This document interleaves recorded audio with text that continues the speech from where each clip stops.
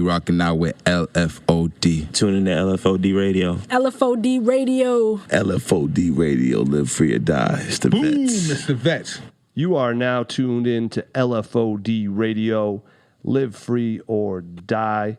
We're going to be joined tonight by Eyenine. He's a staple of the New Hampshire rap scene as an artist, supporter, promoter, host, both within the state and as an international touring artist. He also has his own Wikipedia page, which is rare, we've discovered. Is it? Yes, it is actually. And I'm also joined by Amanda Shea. Hey, what's going on? What's happening with you? Nothing much. Braving the weather. It's cold. It is cold. It's freezing. Yeah. Yeah.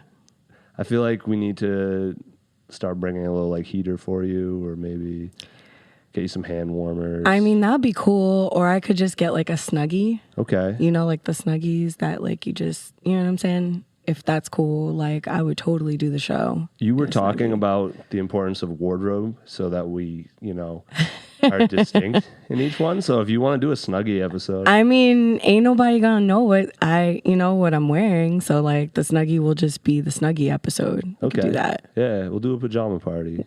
I didn't say pajama party. You wanted it. I just want to have a Snuggie. Oh, I didn't say pajama party. Isn't it like pajamas though? No. I mean, I feel like it's a blanket. Oh. I feel like a onesie would be more like We a could have pajama a blanket party. A blanket party. No. No. Anyway, if you're tuned in on the broadcast, you can hear past episodes and more at Apple, Spotify, iHeartRadio, Google Play, Stitcher, LFODradio.com, pretty much any other podcast app. As always, I'd recommend subscribing. You can get them right away. And you can hit us at LFOD Radio or LFOD Life on Facebook. We got to give a big shout out to the patrons and also Yes. the record company Yes. for holding us down Always. all season 6. I know. This is Fire. exciting. Yeah, we love them. And definitely stay tuned for their new space. Hopefully, summer 2020 on Mass Ave, they'll be back in business. It's going to be very exciting. So, Yes, I'm excited. yeah, it's coming. The warm weather's coming. That's coming. It's going to be a good summer. So, we're going to play a record, then we'll be back with Eyenine. This one's called Luminous Tomb. You're tuned into LFOD Radio. All right, we're back. LFOD Radio. Artists, make sure you hit us with clean records at submissions@lfodradio.com. We played some submissions earlier, and that last song was Luminous Tomb off producer Juan Cosby's album, featuring Audley and Eyenine, who is with us today. Hey, how's it going? What's happening, man? Not much. Thanks for having me here, finally. Yeah. Now I've canceled a couple times, but it's good to be here. Yeah, I'm excited. Yeah. This is very good. This is big. This is a moment. It's huge. So, dude, how did that record come together? Because he's got a ton of artists on his album. And He runs Adjust Your Eyes and Overcast, 2 festivals, mainly in Cincinnati. This year it was in Newport, Kentucky, which is like right over the bridge. And I met him from just touring with Far Out, and we did a show at his wife's bar, and we met, and he was like, "Oh, I'm a beat producer if you want to get on a track." And then I did on his last album, and then he invited us to come perform at the I think it was Overcast first. No, it was Adjust Your Eyes first, and that was really cool. There's a lot of great artists from around the country that play there. So, and then he did this album for this year's. nice. Did you record it while you were out there, or was it an email verse? The first album, the first feature I did for him, I recorded while I was out there, and this one, he sent it to me, and I recorded it here, and then performed it live there. Nice. So we did it ahead of time. I like that record. You said, we're going to get right into it. You said, instilled with the will to rebuild my past. Yeah. So, do you mean you're trying to, like, you want to redefine it? You're trying to fix mistakes in the present? You're looking for an understanding? It's more, I guess, the second one, like trying to fix the mistakes. It's not really like rewriting my past, but it's more like fixing it so I don't make the same mistakes again in the future or now. Yeah? Yeah. How has that been going? Pretty well, actually. Nice. So yeah. I'm very happy to hear that. Yeah. Cycles are tricky. Right. Yeah. Very tricky. I do have to ask, are you sleeping any better these days? A little bit. I'm still having trouble waking up, but getting to sleep is no longer a problem. I'm usually just out. But yeah, especially early 20s and like teenage years, the insomnia was real and awful. But yeah, no, it's fine now. Good. I mean, I hate waking up, but like if I go to sleep, I'm out. Yeah. Yeah. What helped you through that? Time, I guess. I like went to the doctors and they gave me like sleeping medication that didn't really work. And then it just eventually just went away, probably just from lack of stress. But I don't know. It just kind of healed on its own, I guess, which is good because it was very stressful not sleeping at all, ever. Yeah. Taking like an hour nap and then feeling completely rejuvenated, even though you know that's not right. And then, like sleeping for like an hour every 2 days kind of thing. Were you still able to dream? Like, oh yeah, the worst dreams. Yeah, either like ex-relationship dreams or like giant spiders, like, or sometimes a combination of both, or the dream where I'm back in school and I don't have enough credits to graduate, and like my teacher's like, you signed up for this class but you haven't shown up once, and I'm like, then I have to remember that I'm like an adult and I'm not in school anymore. But yeah, those are the worst. I'm really happy that you're now like getting through all that. Yeah. Oh, I still have the school dream a lot, but Really? Yeah, it's really weird. Yeah, and I like sometimes like I can lucid dream now. Like if I start having a dream where I like back in high school or college, I'll just be like, this isn't right. I'm in my 30s now. Like, and then I'll be like, oh, I can just leave here, and then I just create something else, and I end up waking up. Nice. Yeah. Do you ever speak to anyone about your dreams? No, I mean you guys right now, I guess, but no, not really. Yeah. I used to try to write them down, but I usually don't forget them either, which is weird. So I do voice notes of mine when I wake up. that's a good idea. It's sketchy though, listening to them back. They sound like these insane ramblings. Like, that is a good idea. Yeah. But, well, they say that's how you get to lucid dream them. If you can write them down and remember them enough, that's when you, like a big thing for unlocking it. Oh, nice. Yeah, I got to try that. Yeah.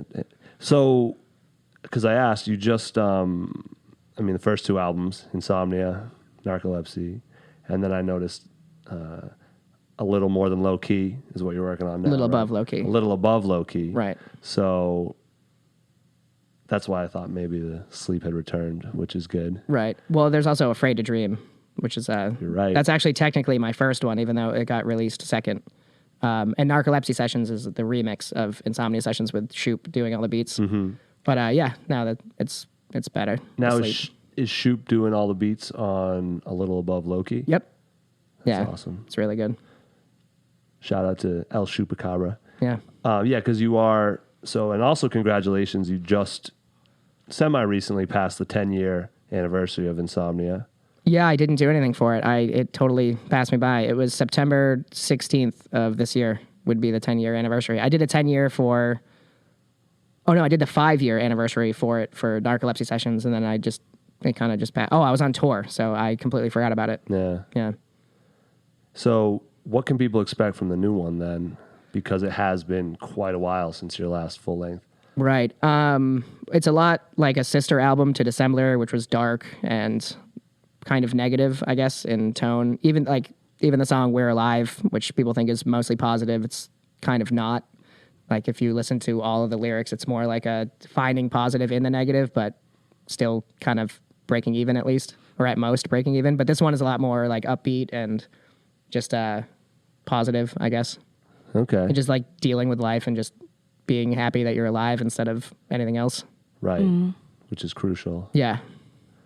What have you learned since that last one? I've learned to slow down, I guess, with the rapping. There's a couple songs on the new one that are fast, but it's nothing like my old stuff where it's like a blur. Really? Yeah.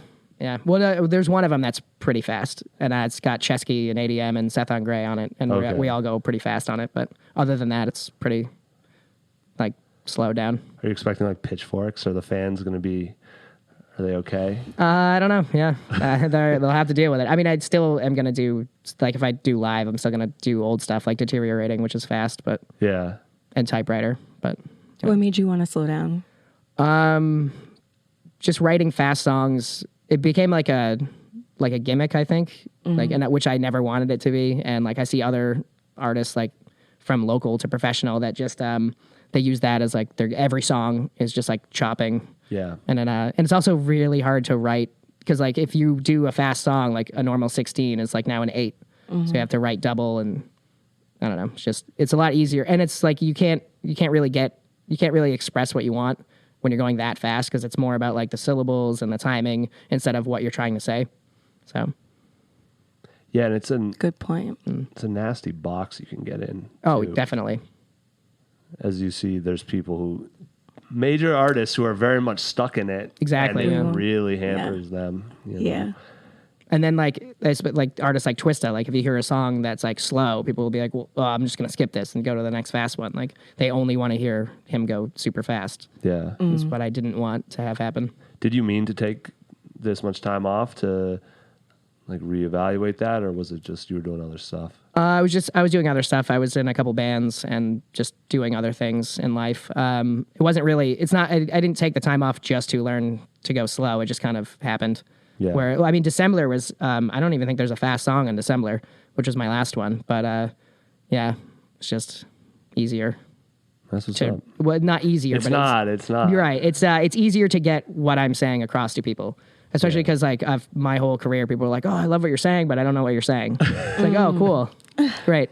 Here's the lyrics. You can read it and then find meaning in it." But yeah, this one is like more straightforward. Yeah, you do have very clear diction. I'll give you that. Some people go fast, and it's like it's difficult, Right. to hear it. But Well, thank you. Yeah, it's sometimes live I don't, but yeah, whatever. well, Most of the time I do. you're a good live performer. I've seen you quite a few times. I like you. You too. Thank you, sir. I appreciate that. So before we head into the break, so we're getting right into things here. Yeah. I feel like, just from what I've gotten from listening to your music, it feels like you see your expression as part of a much bigger picture, possibly. Okay. And I'm just wondering what drives you as an artist. Well, it's different from what used to drive me as an artist. I think before I just was in it because I loved listening to it, and then I would make it because I wanted to be like a part of it, I guess. And now it's more not a job, but it's more like a career, I guess. I've been doing it for I don't even know how many years, maybe 13 or 14 now. Yeah, there was always a bigger picture in mind. Like I still have like there's Afraid to Dream, Insomnia Sessions, and there's a third one that I haven't even started yet, which is going to end that trilogy of dreaming basically and not being able to sleep, which is funny that you brought that up. It's called So Ends This Incessant Nightmare. And I have a couple tracks on that like in my head, but nothing concrete yet. But yeah, now it's just I write because it's just what I do. So like I work with a lot of great producers and they'll send me something and then I hear it and I write to it. I don't really force anything. So there was a time when I would have to be like, oh, I got to get this song done or I have to have this album out. But now I just kind of go at my own pace, which might explain the 2013 to 2019, 2020, whenever. Well, 2019 for Eyenine and the Lonely Ghost, but 2020 for A Little Above Low Key. So that's like 7 years off basically from just Eyenine. Yeah. Which is a long time. I mean, I was always touring and doing shows in between, but not really releasing new stuff. Yeah. What, now that people can hear what you're saying, or more people can hear what you're saying, what is the message that you're trying to share with your music? Well, I mean, that kind of changes per album. Okay. I guess just With Low Key, I guess. What do you want people to get from it? just to appreciate things more. I guess a lot of people complain and like get stuck in that cycle of complaining and never try to get out of it. And also to just try new things. Like if you want to sing and you're afraid to, just do it. That's the only thing you can do to get over that. Or if you want to be a rapper, if you want to be like a martial artist or whatever you want to do, just go for it. Yeah. Yeah. You have to. Right. Why now for that to be, I feel like, your message? Like, why do you feel like you have like a newfound like take on life? I think so, yeah. Especially compared to when I was a kid doing this. I've seen the world and I've seen the country a lot and I've seen like what's happening in like everything negative going on. And it's just like people reflect, I think, the negative that's going on everywhere and then bringing it to themselves instead of like other people that I know that are just always positive and having a great time and creating things and creating a community and just like having fun and being positive. Do you think like touring definitely helped you open your eyes? Oh, definitely. Being in the same region for a long time, you don't really see. I mean, I do have the benefit of being able to book people from all over, like and sometimes I work with you, like booking for around here, and like Cody Pope, we'll work with them, and the Rap Night crew. We get those. Back then, it was both of the shows and Monday of the Mines, and the guys up in Vermont. So just like I see a lot of touring artists all the time, but then being able to go out there and when they book me or like anyone, it's it opened my eyes a lot, seeing different locations and going there a lot. Where's one of the best locations like that you felt very like rejuvenated and inspired? Columbus, Ohio. Wow. For sure. Yeah? Yeah, I play there at least once a year, sometimes two or three times. The guys Happy Tooth and Doug. Doug and Happy Tooth are the rappers, but the band is Happy Tooth and Doug. All of them are great. And every time I play there, it's like, oh, this is why I do it kind of thing. Like, especially if there'll be like 3 not so great shows, like I can always count on Columbus to just be like, oh, this is why I'm out here. This is why I'm not home in the safety of my own bed, like I'm out on the road, and it's places like that. What's that environment like for those who have never been? Like, it's very welcoming. It's just great. It kind of reminds me of like a mix between Boston and Portland. Because it's like it's a college town. Ohio State is crazy. So there's a lot of kids out there that love local music. There's a lot of great artists out there, and there's a lot of there's like famous artists like 21 Pilots is from there too, which I'm sure isn't great for the local rap scene, but like it's good for the music scene as a whole, kind of thing. right. Like putting them on the map. But yeah, no, like there was even one time where I had a show booked and I forget what happened, but it fell through, and then the Happy Tooth and Doug guys booked a house show instead, and it was amazing. Like we just packed like so many people into this house, and the people that put on the show were super welcoming, and it was great.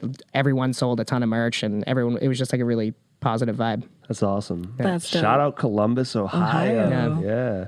So before we get into this next record, so people have been listening, they're like, I need to connect with this guy.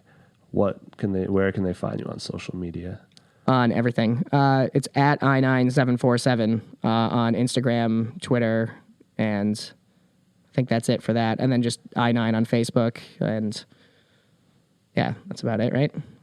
I believe so. I don't know. Not on TikTok Snapchat? or anything. I don't know. Oh yeah, Eyenine on Snapchat, I guess. I don't really use it. Sometimes I'll use it just like if I'm seeing an artist that I like I'll snap it, or like if I'm at karaoke and somebody's like singing a song and they're killing it, I'll take a video, but I don't really use that. Okay, so that's where they go for karaoke footage. Yeah. But everything else, I-9747. Yep.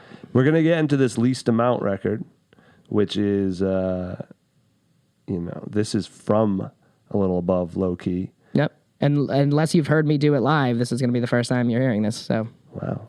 Exclusive. yeah. And this is the first I time knew it's it. been mixed and mastered. So Wow, we yeah. appreciate Dope. that. Thank you. We'll be Thank back you. with I-9 after this. All right, we are back. LFOD Radio. We got I-9 here. Still, he hasn't left yet. Why would he? He's having a Right. great time. So I want to talk a bit.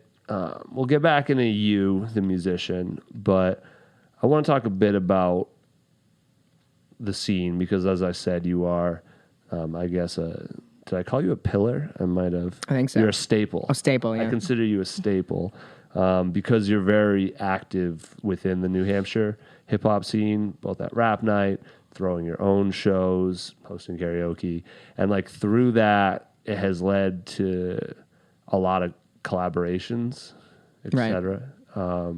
Can you talk a bit about the importance to you of having a local scene like that? Yeah, definitely. I think having a scene locally is the first thing that you should have before you try to go anywhere else. And it helps bringing other people here, like getting something that's solid enough, that has a good enough like fan base, and people continue to come out. So when somebody like Taimu Denku came by a couple months ago, and I booked him a couple shows, one in Manchester, one in Dover, one in Portland, and then I helped him get one in Vermont, and like all of those shows were great. So, and he wants to come back now because those shows were good. And if they weren't, then there's not really anything to offer someone to come through. And at the same time, when I go out there, then he'll offer me some shows out there. And it's just good reciprocating with artists from different areas. Right. And also just cultivating a scene locally. Like with Rap Night, especially Rap Night Manchester, there's been a few people that started coming freestyling every Sunday night, and at first they weren't that good, and now they're great, and now a couple of them have their first album coming out, some of them have their second album coming out, and now they're touring. So just building up something from nothing is, I think, good for everyone. Yeah, for people that do not know, every Sunday night in Manchester, New Hampshire, at the Shaskeen, I'd say get there around 9-ish maybe. Yeah, 9-ish. And then usually the ciphers are going by 10. 10:30 usually. Yeah. Yep. And shout outs to DJ Myth, El Chupacabra, Ill by Instinct, 8 Bizza on the sound, everyone at the Shaskeen. It's great. Yeah. It's a good time. It's incredible to be forced to freestyle live on stage. It's much different on stage with a mic in your hand than like with your homies. And Oh, right. It's a skill that artists will bail you out a lot on stage because stuff goes wrong. You forget lyrics, the record jumps. There's you can't count how many times. Oh, yeah. Saves the day. Before Rap Night Portland, which Jesse and Shoop, Ill by Instinct, and El Chupacabra ran for a long time, I think at 10 or 11 years. Before I started going there, I couldn't freestyle for the life of me, like unless I was like with friends or something. And I would go up on stage and I just forced myself every Wednesday night to go. And like basically Ill by Instinct and Saeed brought me under their wing and like taught me the basics on how to be better at freestyling. And then that ended up leading to me winning freestyle battles across the country and stuff. And just being able to, especially like you said, if a song messes up, you can just freestyle your way out of it. And sometimes the crowd doesn't even know, especially if it's a new song, which is usually what happens with a new song. Like I've maybe recorded it or not even recorded it yet. So like I'll forget part of the second verse and just go into a freestyle and then hit the chorus when it comes in. Yep. That's what's up, man. And that led to you, now you host, right? Right.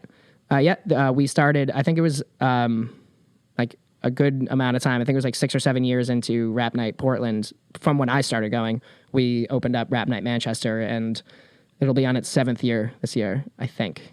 Pretty sure we just had the 6th year. And it's, I'm really bad with dates. That's fine. Yeah. It's usually the same time as Old Port Fest in Portland, because I remember that was the first ever Rap Night, and I had to perform in Old Port Fest and then go to Rap Night Manchester, which is like an hour and a half away. Yeah. So yeah, every anniversary of Rap Night, they asked me to play Old Port Fest. I'm like, no, I'm not driving that again, because now I live in Dover, which is halfway between them. So Yeah. be a lot of driving. That is a lot of driving. Did you guys all meet? So you have I know like Seth and all them that you have out there. Did you guys meet like through there being an existing scene and it brought you together, or did the scene spring out of you guys knowing each other and then just finding a place to do it? The scene existed, not as big as it is now, but it definitely did back when I moved to Dover. And from moving to Dover, I met Seth and Outright and Subtext and them and Ape and Ape the Grim, probably. I think he actually just goes by Ape the Grim now anyway. He does. Right. Whoops. Anyway, so just meeting them. And then I don't remember. I think I did a show in Manchester opening up for Mac Lethal, and Harps was Spose's DJ, and Spose and I opened up for Mac Lethal, and Harps was like, hey, yeah, my friends run this rap night. You should come through. And then, he was actually like, my friend, I DJ for Ill by Instinct. He's having the CD release show. You should open. So I ended up opening for Ill by Instinct's first album, Maiden Voyage. That's when I met Shoop and Zach and Jesse and all of them. And then from there, they told me about Rap Night every Wednesday, and then I just started going. Awesome. And and there was also like LB and other people in Manchester. So there were people like everywhere. It's just, but Dover wasn't really. It was more like punk and hardcore and like metal and stuff back then. Right. It still kind of is, but Yeah. Do you have any questions about New Hampshire, Amanda? No, I'm just learning a lot because I'm like Names are just rattling off, right? yeah, and I'm like unfamiliar, so I'm just like soaking it all in. oh, nice. Yeah, you should come through any Sunday night. So it's a lot of fun. And you said it's how long of a drive? Just an hour, right? You could get there From in an here? hour From here. Just an hour? Yeah. Cool. 45. Yeah, check it out. Maybe even 45, yeah. And you said the cypher started at like 10, 10:30. 10:30, yeah. Yeah. Word. I'm gonna bring some people Yeah, that'd be from awesome. out here up there. Before and after. There's ciphers too. Yeah, there's a beginning cipher and an end cipher. That's dope. And we usually have 2 artists, sometimes 3. If there's like 3 or 4 artists, then it starts earlier. But Anybody can just jump into. for the cipher, yeah, it's open Yeah. mic. Yep. Word. Yeah. Cool. Just don't spit a written. I mean, that happens. It started happening. Yeah, I mean, whatever gets them up on stage for the Okay. first time. Like, I mean, I think even when I started, I think I may have done a written, and I think Jesse was like, "Don't do that." And I Yeah, was it like, well, I used to be wasn't. very like Yeah.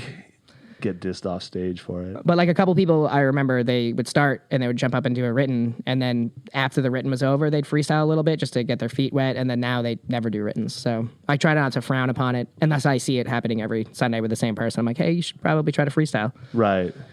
And it's good. It really, I can't stress enough how, I mean, because I've been going for years too, and there's people who were not good when I got there who are now great. Right, You know, and vice versa. So I need one more rap night question, then we'll move on. Okay. Can you tell your favorite rap night story? I will also accept a DJ Myth story. Oh man, my favorite rap night story. Because I notice you post a lot after. You're like, my favorite thing about rap night last night. Like, that's A lot of these stories I probably can't say on the air. Sometimes there'd just be something hilarious that somebody said in a freestyle. My favorite rap night story. I guess it could be one time when I booked Cage for a rap night, which upped the price, and because it's usually $3, and I think we had to make it $10, and everyone was mad at me. But the show ended up going really well. And I just remember them being like, and I got taken off booking duty for for like a year. And it was Cage and Sadistic, and it was a great show. But they needed a Sunday, and it happened to be so it coincided with rap night, so it kind of took over. And then that meant there couldn't be any ciphers. So a bunch of the rappers came, and they were like, "Whoa, we can't freestyle." And I was like, "Oh, this is on me. Sorry, guys." But everyone had a good time, so it ended up working out, except for me. Yeah. I got demoted. you're back. Yeah, I'm back. Took a little bit. Cage is good live. I Yeah. saw him a bunch of times way back. I need one more story from you because I read about it and I know it exists. Can you tell the RZA story? Oh, yeah. Okay. The RZA story is I was doing a benefit show, and it was right before Christmas. I don't remember what year. It's 2013 or 2012. And the Wu-Tang had a show. It was either the night before or the night after. I think it was the night before. And then the rest of them left, but RZA and Daddio, his cousin, stayed an extra night and then was staying at a hotel. And the girl, the receptionist there, was a friend of Ill by Instincts, and one of them was like, "What's there to do in Portland tonight?" And she was like, "Oh, well, there's a weekly, or no, she's like, there's a rap night event tonight, and usually it's a weekly, but tonight it's like a special thing." So I remember getting a phone call from the owner being like, "Hey, we're like setting up a VIP section for RZA. He might show up." I was like, "Oh, wow, okay." So there was a bunch of people lined up on that. And I remember during my set, I just saw him come down, and everyone just stopped looking at me for a second and just looked up at the ramp going down. And he saw me, and then he saw the rest of the performers, and somebody came up to me and was like, "The RZA would like to speak to you." And I was like, "Okay." And I had to go through like 3 layers of security. And then they were like quizzing me, like, "You know who the RZA is?" I'm like, "Yeah, of course I do." So I ended up talking to him, and he was like, "Oh, wow, I really liked your stuff. You were really good. I was impressed." And I was like, "Oh, thank you." And he asked for my number, and I gave it to him. And then he ended up leaving. And I remember my manager at the time was like, "Don't get your hopes up. He could have just blown smoke." Like, he's like, "It's cool that even that he acknowledged you and like talked to you." And then the next day, Ken, who owned the Big Easy at the time, where Rap Night was for a long time, texted me and was like, "Hey, I just got a phone call from the RZA. He asked specifically for your number." And like, as I'm reading this text message, I get a New York phone call. So I answered the call, and it was RZA. And I talked to him, and he invited us out to Rock the Bells. And we went out to Rock the Bells. And then backstage there, he asked me if I wanted to be on the Man with the Iron Fist tour, the national tour. So I obviously said yes. And then, yeah. Dope. And that was crazy. We played Boston, actually, all the way to the House of Blues in LA. Wow. That's awesome. Yeah. And then you got signed by Wu-Tang Management. Yep. And they mixed and mastered and actually recorded me and released Dissembler.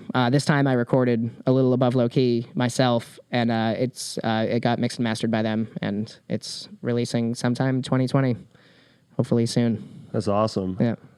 Do you still get phone calls from the RZA? Not as frequently anymore. I did get invited to his 45th birthday party at the Wu Mansion, though. And like, he calls me up. He's like, "We need to talk, so come here now." And I was like, "Oh no." And then we went out there, and I was like, and it was a party. And he's like, "Hey, what's wrong? You look nervous." I was like, "Oh, I thought you had to talk to me." He's like, "Oh no, I just wanted to invite you to this party." And he like, gave me a hug and a beer, and he went back to cooking. He had like a grill for vegetarians, a grill for meat, and he was playing chess and DJing all at the same time. It was crazy. Awesome. Yeah, It's dope. Oh, shout out to RZA. yeah. Oh my God. From performing on stage at a rap night, all that happens. Yep. That's crazy. Yeah. You never know who's going to be in the crowd. Yeah. This is very true. Could be Amanda Shea one of these days. Oh, stop it. So you do tour a lot. You made it as far as Buenos Aires, Yep. even. I was thinking about that because you also talk a lot about carrying a torch, like throughout. It's a theme kind of through your music. What is the tour like, or life in general, like for such a niche artist as yourself? Because you don't have a commercial sound. It's No. not going to be commercial. Thanks. You're, I'm just kidding. Yeah. know. No, I know. Yeah. I could be like the new Micro Machines guy, I guess. Remember those commercials? Micro Machines? Yeah, the little cars, and it was like an auctioneer. Anyway, he I'm talked really done. fast. I know the reference. Okay. Okay. Good one. Thank you. So yeah, touring is for me. It's a lot of sleeping and a lot of driving and sad to say, a lot of drinking. Not like excessively, but like at the shows or like when I get like, especially like I a lot of times I have trouble sleeping if I'm not at home. Not more so anymore, but back in the day I did, especially with like the whole insomnia thing. So like I would always have like a bottle of whiskey and I'd get to wherever I'm gonna sleep and just drink it and just have a good night's sleep and wake up feeling terrible and then go into the next show. But no, it's a lot better now, especially with touring with people like Far Out and Jarv and Mr. Burns and Dylan from Atlanta. It's a lot of fun. Yeah. What's Far Out? Far Out is a rapper from Kansas City or St. Louis. I always forget which one because he's lived in both. And now he lives in Denver. And we used to tour like 2 or 3 times a year. Now we do it like once or twice a year. Dope. Okay. I was like, you mentioned Far Out before, so I was like, Yeah. what is that? Hey, shout outs to him. He's awesome. I think I'm actually going on tour very soon with him. So Yeah. we're playing. He's touring a lot with another person, and I'm doing the New England part of it, and then I might actually fly out and do the West Coast with him too. Nice. Since you tour so much, like, what is some advice that you would give to artists that are like looking to do so? Advice, like somebody that already has a tour scheduled, Or somebody that's like, I'm trying to think of a really good example off the top. Somebody who people know in their hometown, they seem like they're playing bigger and bigger stages, and now they're like, okay, what's next? I know I want to tour. How do I get there? And where should I really be looking for? my advice would be know people in other areas that are similar to them in their area. So like even if you play the biggest stage in your hometown or home state or even home region, that doesn't mean you're going to be doing those caliber of shows. So prepare for that. Prepare for sometimes, especially in the beginning, rapping for other rappers. That happens a lot. But Idea told me once that it doesn't matter if there's like 2 people or 2,000 or 200. He's going to do the same show every single time. Because I went and saw him one night in Boston. There was a snowstorm. Braved the storm, and it was me, my brother, and my friend Gary Part 3 from the song that we're going to play tonight. And that was it. And it was one of the best performances I had seen from him. And that's when I asked him, I was like, well, why did you go all out just for us? And he's like, oh, it doesn't matter. Like, you guys paid to see a show, so I'm going to give a show. And I see a lot of rappers or any artist like get visibly frustrated and like make excuses or just be like, oh, there's nobody here kind of thing, which is never good. So even if it's like 2 people, or even if it's just the other rappers that will book you again, like if you put on the best show of your life every single night, then they're gonna be like, oh, this guy played for no one, like at 120%, like let's get him back. 110, whatever. What do you think about like doing tour spaces where it's like other artists from other areas that are also coming here to play? So essentially you're in other areas, but you're playing for other artists. What do you think about that? I mean, dope collaborations can come out of it, but definitely. You mean like other artists are on tour and they're at the same time? I mean, yeah, that's the best time to meet and greet and then connect if you vibe or if it's a good show. I mean, at the same time, it's a good indication of who not to tour with if they're like bad or they have a bad attitude. But yeah, I would say just the same thing. Like no matter who's there, just give it your all on every show. And if you are visibly upset or like not feeling it, then why is anyone else going to feel it? So there's no need to draw attention to the fact that Exactly. everyone in the crowd knows there's no one there. Right, You right. want them to look at you. You Exactly. don't want to be like, oh, thanks for coming out. Yeah. You too. And especially like if there's only like I've played a show where there was only like there was a couple and it was I think it was in Cincinnati or something. And it was just something happened with the show and there was only like 2 people there and it was a couple and I gave it my all and then I ended up giving them a free CD. I was like, hey, thanks for sticking around. And then they traveled like 3 hours to see us on that same tour to another show because they were so impressed with all of us and like they're fans for life now kind of thing. Nice. That's dope. Yeah. You said to know people that are in the same like basically industry as you or like where you want to be. How do you make those connections? Do you physically go there or like you sitting there looking them up through social media, DMing people? Like how do you get to make those connections with people yourself? I've done all of that, but mostly it's just meeting in person, like whether I'm hosting them or like say one person from a state comes through New England, they have a good time, they spread that back to their people and then they have like a list of who to contact and I'm one of them for booking in that area. So then they'll hit me up and then I'll book them and then they have a good time and then they're like, hey, whenever you're in our area kind of thing. So it's just networking all the time. But yeah, I mean, if there's somebody specific, like, and you want to DM them, like that can't hurt, but it's always good to like have something to offer as well. Right. Which just goes back to the building up your own scene. Yeah, very true. We're going to get into another one. And you would be surprised how small the amount of artists moving around like that are too. Like I know talking with like Bakari, he like, you know, he'll bump into Apollo Brown in like Switzerland. And then now when he goes to Detroit, he knows Apollo Brown. Or when he goes here, he goes there. Like it's a tiny, tiny industry. All right, we're going to get into this Affinity record off. Or would you rather do Gary because you just shouted him out? Yeah, let's do Gary. Let's do Gary. This is the first ever recorded human speaker song, even though technically it's on the Insomnia sessions. It was kind of the birth of Human Speakers, which is me, Seth on Gray. At the time, he was Nobody Cares, and DJ Myth. And there's actually a line in the song where it's like paling in comparison to words from the Human Speakers, which is kind of like a, hey, this is going to come out at some point. This is a thing. And we are in the midst right now recording it, so it should be out sometime, hopefully before the winter's over of 2020. Nice. Human Speakers. Yep. And if you do not know who DJ Myth is, you can scroll back in your LFOD radio archives, listen to the DJ Myth episode. You can also go on YouTube or Mixcloud and listen to the DJ set he dropped for us. It was very funky. Yeah, I heard that. It was great. Myth is a bad man Yeah. behind those boards. So we got Gary Part 3. Shout out Seth. Shout out DJ Myth. And we'll be back with more from Eyenine. After this, you're tuned into LFOD Radio. All right, Gary Part 3. We're back with Eyenine. So I guess this is a heavier question. Okay. We're kind of like ping-ponging back and forth. But it seems to me like you're sort of like scratching away at something, like sort of looking for answers a lot in your music.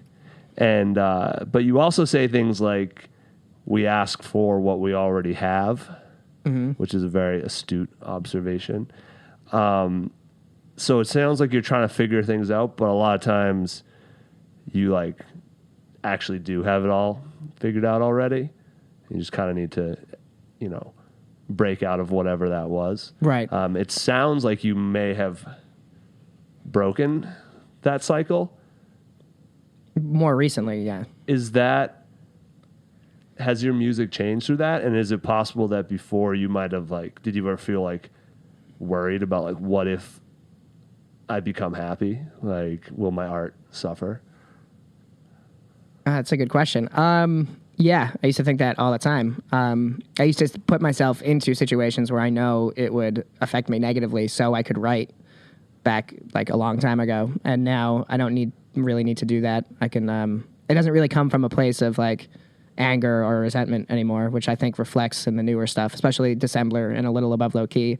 Whereas, I mean, keep in mind, I wrote the first album when I was like 19. Right. So, and then Insomnia Sessions when I was like 20 or 21. So basically still a teenager. But yeah, throughout my 20s and early 30s, you learn a lot about life and the world and things that are bigger than yourself. So kind of puts things into perspective. But yeah, I think you summed it up pretty well, that it's more I figure things out, and it's trying not to fall back into bad habits and just realizing that I have things to look forward to or things to do, that just to be organized and go forward with them. I like this conversation because I just had this earlier this evening about the same thing, about like kind of being afraid if it doesn't work, but also being very afraid if it actually everything goes like to plan. Right. And I didn't have a good answer for that because I'm like, well, this is everything you wanted. Like, why wouldn't it make you happy? Right. But it is a very scary feeling, like, especially as an artist who's putting their all into everything that you're doing. You're like, well, what if this works? That means my workload is going to be even more than potentially what it is right now. And I'm like scared of success in a sense. Did you, or do you still feel that way? I mean, yeah. I don't think the end goal is to complete everything and have everything fall into place, because then, I mean, unless that's retirement kind of thing. Like if I feel like if I got there, it would be like a disservice if I kept doing the same thing, where it's like, well, hey, I made it, but here's another album, even though I already accomplished everything that I was going for. Kind of reminds me of the Futurama episode where Farnsworth figures out the last unknown, and then he's happy for like a minute, and then he becomes depressed because there's nothing else to solve or to think about or to strive for, kind of thing. So I guess it's like that. Yeah, there should always be something to work towards. And if you get, I don't know if there would ever be a stopping point in that respect, but if there was, yeah, I would assume I'd be happy for a minute, and then I'd be like, oh, well, now what? Right. Yeah. Just rest on my laurels and be like, hey, I did it. It's over. I don't know. It's a good question. Hopefully I never find out. That's the mystery is good. Yeah. Do you feel like, were you pleasantly surprised though with like what it's been like to write from this space? You know, 19-year-old you, like you said, might have been worried, like, what am I going to write about if things are going well? Oh yeah. I never would have thought I'd be writing about what I'm writing about now back then. But I mean, especially like with just music in general, like I never thought I'd be here, like, and have done what I've done. Like one of my biggest goals was like working with Idea, and I did before he passed away. And like, I never really had a goal of being like, I want to work with Wu-Tang. That kind of just happened. And that's the biggest thing that I've done. One of the biggest things I've done. And then just, I always wanted to tour, and now I'm touring too much. So yeah, I just, I never really, I guess I thought back then I'd be like, oh, if I ever was happy, then I wouldn't be writing music. But like, I mean, I guess I'm never happy, but you know what I mean? Right. It's not like so negative. It's just more like, not even complacence either. It's just, it's not being drawn from like a negative place where it used to be.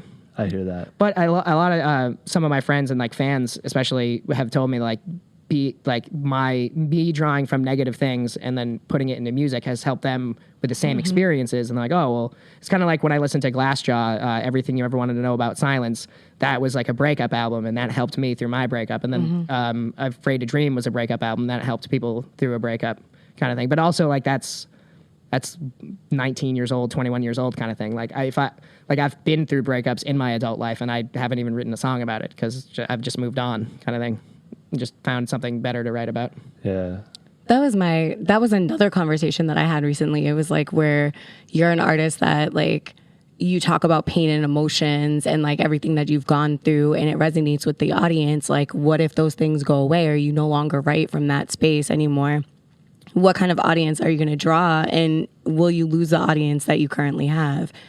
Well, I hope the audience that I had back then that were going through the things that I was going through kind of grew up with me kind of thing. And I know some artists will continue to try to get that young crowd because they spend more money or whatever. And I still have a lot of young fans, but I guess I'm not too worried about losing them if they always have that album or those albums if they need it.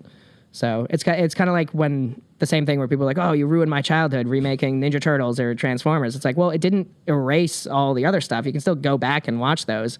If they made the new Transformers and deleted all the old stuff, or Ninja Turtles and they deleted everything, and you're like, this is all that you have now, yeah, it could ruin your childhood. But I guess in that same respect, where if I write from a different place and people are like, well, I don't like this, I can always, that's happened to artists that I listen to. Right. Like, Yeah. I'm not a big fan of their new stuff, but I still Go love listen their old to the new stuff. Yeah. Yep. Yeah, I mean, if they were really in tune with the old stuff, hopefully they'd be catching the same gems that you were catching as you were writing it, and Right. be growing too, right? Like, Yeah. So we're going long here. We got to ask the most important question possible. And your answer's no pressure, Okay. but what does live free or die mean to you? I thought this was going to be boxers or briefs, but I thought it was going to be, okay, live free or die. I mean, I think it's the most incredible slogan for a state. Being from New Hampshire my whole life, I was born in New Hampshire and I still live there now.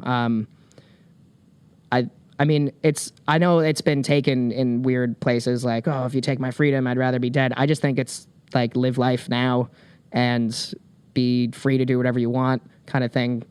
Like, that's a good question. Yeah, just to be free and to do like, I mean, if I wasn't able to do the music, then I guess there was a time in my life where I'd rather die than not being able to do this. And I think a lot of people can feel that way, but now it's just be whoever you want to be, do what you want to do, and don't let anyone take that from you. Amen. Yeah. I don't think the die is like real literal anymore, but I think it was at one point. Yeah. No comment. Yeah. I mean, maybe. Yeah. We'll see. That's I like asking that because Yeah. we've gotten some wild answers. But it seems, How are the answers from people that aren't from New Hampshire? Most of the answers are from people who aren't from New Hampshire. That's why I'm like interested that you were like, this is a good question because you're from you could tell like it meant something to you because you're from there. Yeah. I'm not saying that it doesn't mean anything to No, anybody right. else, but Yeah. they do usually latch on to the die part because they're like, whoa, they're like, yeah. Well, 'cause, One guy yeah, was well, like- you don't deserve to live if you're not going to be yourself. Like if you can't live free. Like, I mean, but that's real. Yeah. Like I resonate with everybody's answers. Yeah. So like I like yours too. Yeah. Thank you. You're welcome. and before we go out, it would be remiss if we didn't give a shout out to Hobbs. Yeah. I grew up playing drums with him. Yeah. You He told me guys that started- story. That blew my mind. You guys were on the drum line and you did like you won the nationals and We're actually world champs. yeah. Oh yeah. That's right. But- Oh, that's insane. Where did you go again? He told me. I was actually out. We won. I think we won in Dayton, Ohio. Yeah. We went out. Did we win a second time in San Diego?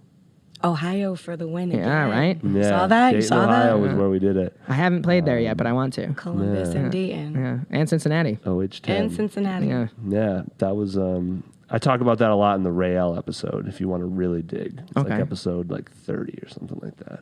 But yeah, so shout out to Hobbs, and then he brought you into the Lonely Ghosts, or along with the It's Eyenine and the Lonely Ghosts. Right. They were their own thing. Yep. Well, And- I've been working with Hobbs since before. Like my very first release was a split CD with the If in Life, which was Hobbs' old band, and Josh, Omar, Tate.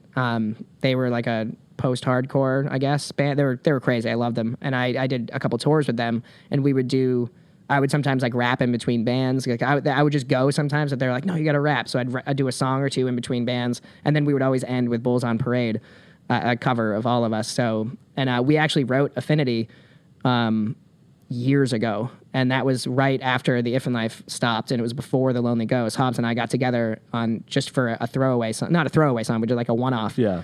And he wrote this incredible beat on, I think it was his phone. Like he was just like making all this stuff with like, or it was like an iPad or something. It was way back in the day. And I was blown away with like the technology at the time. And then, so he was like, yeah, it was a real challenge doing it without like a whole computer setup. And I was like, oh, well, I'm going to challenge myself. So that's the lyrics to Affinity it has no pronouns. There's no I, you, me, we, she, he. It's just like, yeah. So because I noticed at the time all of my songs are like, I did this and I did that and we and like stuff like Yeah. that. So I was like, I'm going to challenge myself to write a song with no pronouns. So that's what affinity is. And affinity is my favorite word in the English language also. Why? A, it sounds great, just like the aesthetic of it. And B, just the definition of it, just like having a connection with something, I think is great. All right. So I yeah. feel like we could there's so much we could talk about. So yeah, and Hobbs that started the Lonely Ghosts, and that was a collective of a bunch of musicians. I was actually on their first EP as like a guest, and then we decided to come together for an album, which was great. A reason for departure, and now Hobbs and I are working on something new called Heather Colors with a bunch of people. There's also more ex If in Life members and members of my old band Radiant Flow Control and other things. So it's like a big collective again kind of thing. That's awesome. Yeah, I wanted to, because I noticed they came together. They met at like open mic nights. Yep, in Portsmouth. I mean, it was Robbie and Hobbs kind of started, and then they met at open mics, and then I'm sure that I don't know how you met Matt, but probably Hobbs. Yeah. Just back in the day in the If in Life. Yeah, so it's interesting all the collaborations that come out just from going out to a local mic night Right. or a show. You know? And Andrea from I forget the oh my god, I can't believe I just forgot the singer? name. Yeah. For you ruined it for me too now. Tiba, it's Tiba's band. I know the band. Oh my god, Harsh Armadillo. Harsh Armadillo. Wow, you can edit that part out of me forgetting. We'll make it seem like you thought of it right away. Yeah. So she came and would sing a bunch, and I remember being like, "Oh, we should get her in this band." And then Tiba was there one day, and I was like, "You got to hear this girl sing." And then now she's with Harsh Armadillo, and they're killing it. They really so like are. that was another connection made just from that same open mic. Wow. Yeah. Get out there and play. You Yeah. gotta go out, see, take your stuff to the playground, see what you got. Exactly. So, all right, man. Is there anything you want to talk about that we didn't? No, I guess not. All right. Just, shout outs to Rap Night crew and everyone that I've already mentioned. You dropped a lot of names. I did, yeah. Which is good. You got to tag them all in the I will. comments. Yeah, all right. Yeah. And it's at I9747 Yep. on everything. I9 on Snapchat if you want the karaoke. You can get us at LFOD Radio or LFOD Life on Facebook. We are also on most podcast apps. If you can't find us in yours, let us know. We'll get it added. And I would definitely recommend subscribing so you get that right away. Otherwise, you can follow us on one of those social accounts and it'll drop there. YouTube is active as well. We have video from these interviews, live event footage. I actually have some footage of you at Carlo Rose back nice. in the day Okay. doing the Journey song. No. You have like a Journey thing. Was it Pat Benatar? Pat Benatar. Yeah, Doing okay. Pat Benatar. I should have a Journey song, though. Yeah, yeah. I'm like, whoa, way different, So- way different, way different. Same decade, right? Yeah. It is. Yeah. So Yeah. have you doing the Pat? I don't watch it every day. But we have I9 on there. Nice. Doing Pat Benatar. And we're going to have you doing some extra bars. Yep. Which I'm very excited for. So We got to thank all. Are these going to be fast or slow? What? The extra bars. leave it for the extra bars. Yeah. Both. Surprise. Okay. I'll go slow and then get progressively faster. How about that? Okay. Yeah. We got to thank our patrons as always. And Thank thank y'all. the record company for holding it down. Thank y'all. Thank you, Amanda, for coming out tonight. Thank you for having me. Yeah, thanks. Thank you, It was Thomas. a great conversation. Yeah, thank you. Yeah, had fun. He's a cool guy, you know. Yeah. Thank you, Thomas, for the edits. Thank you, Christiana. Hi, Thomas. Everybody else on the Christiana. LFOD squad, Alex. artists and managers, submissions at lfodradio.com. And we'll be back with more next week. Thank you, guys. Thank you. Thank you. Word. What's up? This is I9, Extra Bars, LFOD Radio. Well, it's hard to keep quiet with the lights on, isn't it? I'm bringing this defiantly vibrant type of deliverance. This little bit of power could have been hours if you visited. I'm sick of being impatient and waiting's never considerate. Isn't this special? I never guessed you would settle. Hell if I know why the cycle has made us the pot and kettle calling everything. Lies, bluffs, and the rest. Call me anything you want, just don't call me before we're set. Yes, I guess you thought it was honestly best to hear it from the mouthpiece of the devil, a hell of a guest appearance. Hearing Satan rear its ugly head is really tough to deal with. If I can help it, I try to never go near it. So here we are, throwing alternating lefts and rights. We've said it all, so what could possibly be left to fight about? The right amount could probably book us for the title bout. So place your bets. The main event, who's knocking Michael out? I am not apologizing for this lack of innocent response. I played the part of what was needed to really defeat the cause. I'll beat the charge and leave it, even be greeted with the applause of all the feeble that conceded. I thought we agreed to stop. So how could all this arguing possibly be improving? Any situation left, anything less would have been amusing. Perusing through the list of every insult said, I set aside a couple gems I could be using. But back to this incessant need for me to be a pacifist. I pass on many opportunities to utilize the actions of a catalyst. I practically was baffled when the adjectives would fly in my direction. I'm not ecstatic when I have to make a choice, be the bad guy or the victim. If you're mad that I enjoy this, then imagine my decision. I don't mean to laugh, it's a tragedy, wait, just listen. I mean, who knew burning bridges was actually my religion? Passed on like a spreading disease, you'll be the last cast off in these terrible streets, and put your mask back on when you're speaking to me. I gotta laugh, you're too easy to read. Well, what if I lit a fire under your feet? Is that the motivation you needed to get up and leave? Or would you take up arms with a trick up your sleeve? Instead, you'd rather gather harm from not admitting defeat. If the fool is a part that you wanted to play, then you knew from the start what you wanted to say, and your youthful heart wouldn't start to decay. But the truth is you want it that way. Isn't it sickening a little bit with just a hit of innocence? You'll fit in when you finish this infinite list of ignorance. This is the part of the days that you'll miss. You'll never see a fire like this burn.